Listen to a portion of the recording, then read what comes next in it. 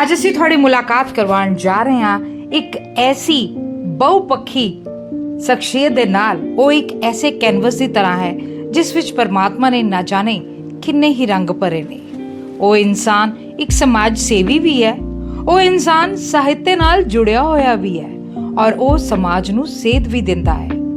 ਉਹ ਪਰਿਆਵਰਣ ਪ੍ਰੇਮੀ ਵੀ ਹੈ ਤੇ ਕੋਰੋਨਾ ਮਹਾਮਾਰੀ ਦੇ ਦੌਰਾਨ ਵੀ ਉਸ ਇਨਸਾਨ ਨੇ ਬਾਹਰ ਨਿਕਲ ਕੇ ਸੇਵਾ ਕੀਤੀ। ਇੱਕ ਐਸਾ ਇਨਸਾਨ ਜਿਸ ਨੇ ਸਾਹਿਤ ਰਚਨਾਵਾਂ ਲਿਖੀਆਂ ਤੇ ਉਹਨਾਂ ਨੂੰ ਸੰਵੇਦਨਾ ਨਾਲ ਭਰ ਦਿੱਤਾ।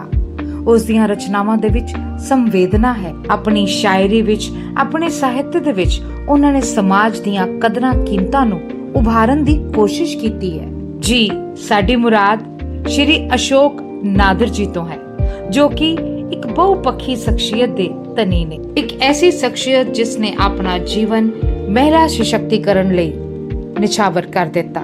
आओ करते हैं गलबात अशोक नादर जी के नाल। दर्शकों, पंजाब प्लस चैनल पे आपका स्वागत है। आज हम आए हैं श्री अशोक नादर जी के पास, जिनका मिशन है कि हमने पे बैक टू सोसाइटी करना, और वो पे बैक जैसे ये कर रहे हैं। हम देख रहे हैं कि ऐसी ऐसी क्रिएशंस जो है ये करते हैं, जैसे सब सिंधु के क्रांतिवीर है, अंतिम सांस से पहले क्रांति की अमर गाथा, और नई नई बुक्स जो हैं, क्योंकि इनका माइंड ये है कि मैं सोसाइटी को कुछ दूं और लोगों को थोड़ी सी उनको आंखें जो उनकी खोलूं, और उसके लिए ये हमेशा प्रयास करते रहते हैं। आज हम इनके साथ हैं। नादर जी, स्वागत है आपका एक बार फिर हमारे स्पेशल शो में। बहुत बहुत मेहरबानी हजूर, बहुत बहुत मेहरबानी। आप इतना प्यार देते हैं, आपका बड़प्पन है, बहुत मेहरबानी आपकी, बहुत मेहरबानी। सर, क्या कहना चाहेंगे कि आप उस फेज़ में हैं यहाँ पर लोग अपना रेस्ट करना शुरू कर देते हैं, अपने आप को पिक्च समझना शुरू कर देते हैं, लेकिन हमारे अशोक नादर जी जो एक एनर्जी के साथ खुद ही नहीं बल्कि जो भी इनके साथ कंधे से कंधा मिलाता है उसमें भी एनर्जी भर देते हैं। क्या कहना चाहेंगे?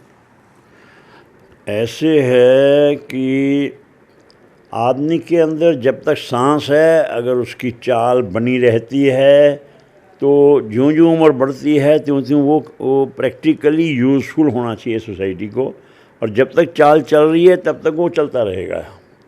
अगर बैठ गए तो बैठ गए, ख़त्म हो गया, फिर आदमी इंसान नहीं रहा, वो तो एक सामान बन गया। तो और इस उम्र में आके, मैं 79 का हूँ, और इस उम्र में आके इंसान जो है उस जहन में इतनी डेवलपमेंट हो चुकी होती है कि आदमी की इच्छा होती है कि जो कुछ मेरी फीलिंग्स हैं किसी भी चीज़ के बारे में, कम से कम वतन के बारे में, ठीक है, अपनी सोसाइटी के बारे में, उसके बारे में रीपे करे, सोसाइटी को रीपे करे। ऐसे है, ये देखिए, ये कुछ किताबें हैं जो अभी लेटेस्ट हैं। सप्त सिंधु के क्रांतिवीर, ये किताब है बेसिकली, और ये पहला खंड है, प्रथम खंड हरियाणा। जो जिस टाइम हिंदुस्तान पर हमले मुग़लों ने करने शुरू किए, उस टाइम से लेकर 1947 तक हरियाणा के जितने साहिबान ने शहादत दी, ख़ास तौर पे 1857 से पहले तक, उसके बाद में भी कुछ इसके अंदर हैं जिन्होंने शहादत दी। 17वीं सदी, 16वीं सदी, 18वीं सदी, उसमें जो शहादत जिन्होंने दी है, वो सप्त सिंधु का इलाका शायद मैं कन्वे कर पाऊँगा, कुछ तो मालूम होगा, कुछ को नहीं मालूम होगा। सप्त सिंधु का वो इलाका है जहाँ पर ये 7 नदियाँ पानी देती हैं। ये काबुल भी बीच में आ गया, कंधार भी बीच में आ गया, JNK भी बीच में आ गया, पुराना पंजाब भी बीच में आ गया, हरियाणा बीच में आ गया, फिर लेह लद्दाख आ गया, आ जाइए हिमाचल का भी कुछ हिस्सा है, उत्तराखंड का भी कुछ हिस्सा है। ये सारा इलाका सप्त सिंधु कहलाता है। तो उसमें जो है हरियाणा की ये स्टार्ट, पहली जो खंड पहला है, ये हरियाणा की तैयार हो चुकी है। ये जिन्होंने शहादत दे के बचाने की कोशिश की है अपने मुल्क को, ठीक है, उनके बारे में है ये किताब। नेक्स्ट एक किताब आई है, अंतिम सांस से पहले क्रांति की अमर गाथा। ये उन शहीदों के नाम हैं जिनको अंग्रेज़ों ने इतने ज़्यादा कष्ट दिए फॉर ईयर्स टुगेदर। फिर उसके बाद या तो फांसी दे दी या काला पानी से समुद्र में फेंक दिया ताकि वहाँ के जीव जंतु उनको खा लें, काम ख़त्म हो गया। उनकी मालूम भी नहीं कि उनका नामो निशान तक ख़त्म कर दिया, रिकॉर्ड से भी नामो निशान तक ख़त्म कर दिया, ठीक है। और ये उनके बारे में जितनी इन्फॉर्मेशन मैं गैदर कर पाया हूँ, ये 51 आदमी हैं, 2 लेडीज़ हैं। उन 51 के बारे में ये किताब है। ये हर शख्स की मॉरल ड्यूटी है कि हमारी अगली जनरेशन्स को ये एहसास हो कि हमें जो ये स्वतंत्रता मिली है ये गांधी साहब ने जाके अपना डंडा घुमा के नहीं मिल गई, लाखों लोगों की शहादत के बाद मिली है। ये लाखों लोगों की शहादत और कितनी तकलीफ़ें पाई हैं, ये सब अगली जनरेशन को पता हो ताकि उनको एहसास हो कि ये आज़ादी क्या चीज़ है, आज़ादी की इम्पोर्टेंस उनके दिमाग में हो।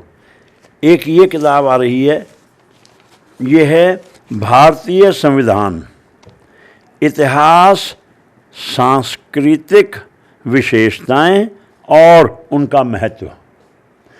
कुछ अपने संविधान के अंदर 24 पेंटिंग्स थी, 24 पेंटिंग्स जिनके जो बेस थी संविधान का, जो संविधान का बेस थी, उनके अंदर जो फील थी उस फील के ऊपर संविधान खड़ा था। आज आपको सुन के बहुत अजीब लगेगा मगर ये रिकॉर्ड पे है कि वो 24 पेंटिंग्स जिस टाइम बीजेपी के राज से पहले वो गायब कर दी गई। मैं इसको डिस्कस नहीं करूँगा कि क्यों गायब की और कैसे गायब की, ये आप अपने आप सोचेंगे। वो उसके अंदर फीलिंग ये होगी कि शायद इसके अंदर हल्का सा टच ऐसा है बिकॉज उस ज़माने में ज़्यादा हिंदू ही थे, अपने सिख रिलीजन जैनी ये बहुत कम तादाद थी। जैसे उसमें गुरु गोबिंद सिंह जी की भी एक जो है फ़ोटो है, शिवाजी की भी फ़ोटो है, सुभाष चंद्र बोस की भी फ़ोटो है, जो फ़ोटोएँ गायब हो चुकी हैं। जो गायब पेंटिंग्स हैं वो फ़ोटो का पेंटिंग्स हैं, वो हाथ से की हुई और बहुत नायाब चीज़ें हैं वो, तो वो गायब हैं।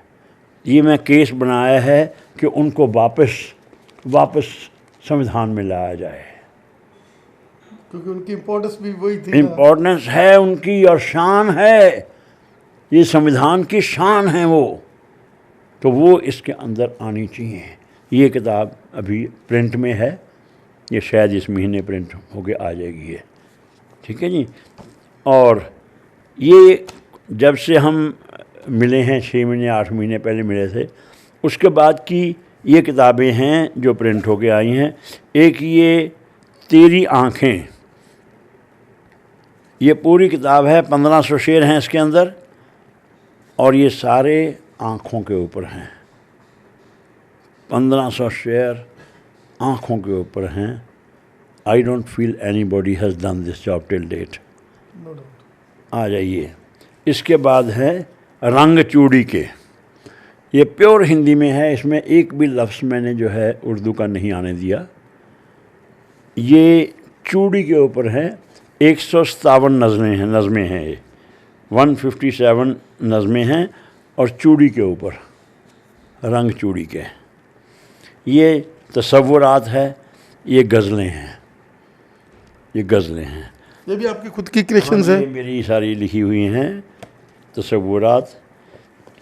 कहने का मतलब है कि जो आपने सोसाइटी से लिया, जो भी ये चीज़ें हैं, जो ये इल्म है, ये इल्म को रीपे करो, इल्म को रीपे करो। पहली बात तो है लिख के छोड़ने का कोई लॉजिक नहीं है, बाद में मिट्टी बन जाना है। अगर कुछ किया है उसको प्रिंट करा के जहाँ ज़रूरत है वहाँ पहुँचाओ। ये किताब जो है ये संविधान की, ये कोशिश रहेगी ट्राई सिटी के हर स्कूल कॉलेज की लाइब्रेरी में जाए, फ्री ऑफ कॉस्ट जाए, ये फ्री ऑफ कॉस्ट और हर लाइब्रेरी में जाए। और ये नेट पे पूरी की पूरी मैं नेट पे इस तरीके से बिछा दूंगा, आपने मेरी मदद करनी है इसके अंदर, ठीक है सर। आपने मेरी मदद करनी है। सिर्फ हमने यहाँ बैठ के गपशप मार के चाय पी के नहीं फ़ायदा। ये जो चीज़ें रिक्वायरमेंट है, जो सोसाइटी को जिन चीज़ों की ज़रूरत है, वो चीज़ें सोसाइटी के हम आत्मा तक पहुँचानी है। ठीक है जी, ये बहुत लाजिम है कि हर शख्स के अंदर ये जज्बा जागे कि इन पेंटिंग्स को दोबारा संविधान के अंदर लाया जाए, ये लाजिम है ये। ठीक है जी, ये चीज़ें जो हैं पिछले दिनों की क्रिएशंस हैं। तो सर जैसे आज भी आप मुशायरे में जा रहे हैं, बड़ी खुशी होती है कि वहाँ पर सारे जो फूल जो हैं खिलते हैं, और इरिस्पेक्ट ऑफ एज, कोई 40 साल का भी बीच में है, कोई 60 साल का भी है, 14 साल का भी 14 साल का भी है। क्या कहना चाहेंगे कि वो जो क्रिएटिव लोग हैं जिनके माइंड में कोई ना कोई ऐसे क्रिएशंस आती हैं और उनको वो नज़लों के थ्रू, वो मुशायरे के थ्रू उनको रिप्रेजेंट करते हैं? देखिए, जब कोई भी शख्स किसी भी लाइन पे कुछ क्रिएट करता है तो वो क्रिएशन उसको खुशी देती है, वो क्रिएशन खुशी देती है। और जो राइटिंग है, गज़लें लिखना, कविताएं लिखना, ये तो अपनी अगली जनरेशन्स को एनलाइटन करने के लिए हैं, अगली जनरेशन को एनलाइटन करने के लिए हैं। इसको बहुत बहुत इज़्ज़त मिल रही है सोसाइटी की तरफ से भी, गवर्नमेंट की तरफ से। ये साहित्य एकेडमीज़ बनी हुई हैं, इसी पर्पज़ के लिए हैं कि लिटरेचर को हर शख्स तक, आम जनता तक पहुंचाया जा सके। सर पंजाब की जो त्रासदी है, अभी सारे पासे फ्लड आए हुए हैं, और क्या कहना चाहेंगे कि पंजाब के लोग इतने ज़्यादा दान पुरुष हैं, इतनी ज़्यादा उनके मन में भावना है कि वो लोग आज अपने ये नहीं देख रहे कि वो कौन सी जात का है, किसका घर है, ये मुसलमान है, हिंदू है, सिख है, ईसाई है, हर जगह पर राशन पहुंच रहे हैं, सेवा पहुंच रही है, मेडिसिन पहुंच रहे हैं, लोग फिजिकल जा रहे हैं।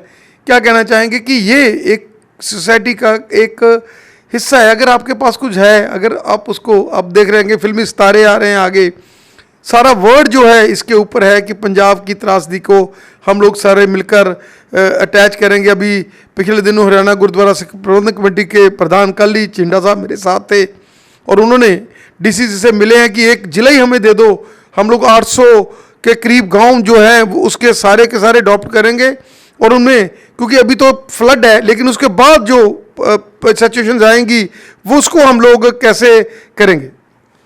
देखो, ये डीसी जितने भी डिस्ट्रिक्ट के हैं, माना उनकी जिम्मेवारी है, गवर्नमेंट की जिम्मेवारी है, सेंट्रल गवर्नमेंट की भी जिम्मेवारी है, और इसमें कोई दो राय नहीं। सेंट्रल गवर्नमेंट, मोदी साहब ने क्लियर कहा है कि पूरे कॉफर्स खुले हैं पंजाब के लिए, पूरे खुले हैं, कोई कसर नहीं छोड़ी जाएगी, कहीं पर कोई कमी नहीं छोड़ी जाएगी। ऐसे ही अपनी जनता की भी जिम्मेवारी है, आगे आओ, आगे आइए, जो दे सकता है वो दीजिए, जो कुछ दे सकते हैं, जो कुछ 500, 100, 20, 5, 10 जो कुछ भी दे सकता है वो दीजिए। कलेक्शन करके उनकी हेल्प करनी लाजिम है। हमारे बहन भाई हैं वो, हमारे बहन भाई हैं, हमारा खून है वो, हमारी जिम्मेवारी बनती है कि त्रासदी के टाइम उनके साथ खड़े हों और उनको ये फीलिंग कम करें कि हाँ भी ये त्रासदी में है, वो तकलीफ़ में है, उनकी तकलीफ़ को कम करें। जितनी भी कोशिश हो सके उनकी तकलीफ़ को कम करना हमारी आज की डेट में मॉरल जिम्मेवारी है, मॉरल जिम्मेवारी है ये। भंडारी साहब, आप हमें इतनी समय जो आपका बहुत कीमती रहता है उसमें आप हमें समय देते हैं, आपका हमें समय देने के लिए, और हमें भी एक चाह रहता है। अभी मैं मोगा में था, जब आपसे बात हो रही थी तो मेरा ड्राइवर भी बोलने लगा कि क्या क्रॉस्ट्री है तुम्हारे को यार, इतनी दूर जाओगे तुम। लेकिन जब आप जैसे इंसान जिन्होंने कुछ नहीं लेना, जिन्होंने सोसाइटी को कुछ देना। आप देखो संविधान के लिए कैसी कैसी इनकी क्रिएशंस है, कैसे इनको ये है कि पेंटिंग जो है उसमें वो कैसे, वो पेंटिंग का क्या महत्व है उसमें इन्होंने सारा दर्शाया है। अंतिम सांस से पहले जो लोग और जो बुक्स लिखते हैं वो ऐसे क्रिएटिविटी से लिखते हैं कि एक एक वर्ड में जान है। आप हमारा यूट्यूब के ऊपर अशोक भंडारी मतलब मैं लिखता था, लेकिन अशोक नादिर, जैसे सर ने बोला कि हमारी जो आइडेंटिटी है वो अशोक नादिर जी से है। हम इनके साथ कोरोना काल में जुड़े थे। हमने देखा था कि कोरोना काल में जैसे इन्होंने लोगों की मदद की, इतने बड़े इंडस्ट्रियलिस्ट और चौंकों में खड़ के ये लोग मास्क बांट रहे थे, और हमारे आंटी जी जो कि उस समय पर मास्क बना रहे थे, तब से हम भी इनको बहुत ज़्यादा प्यार करते हैं, इनके मरीद हैं, ये हमें समझ देते हैं। और पंजाब प्लस के माध्यम से मेरी हमेशा ये रहती है कि मैं इनको अपने टीवी पर लेकर आऊँ। कोशिश मैं हर बार करता हूँ जब भी चंडीगढ़ में आऊँ, लेकिन कोशिश कामयाब तभी होती है जब भगवान ने करनी है, और आज हमारी कोशिश कामयाब हुई है। भंडारी साहब बहुत बहुत धन्यवाद आपका। आपका बहुत बहुत धन्यवाद जी, आपने इतना समय दिया, इतनी दूर से आप आए हैं, बड़प्पन है आपका, ग्रेटनेस है आपकी, बहुत बहुत मेहरबानी, बहुत बहुत मेहरबानी।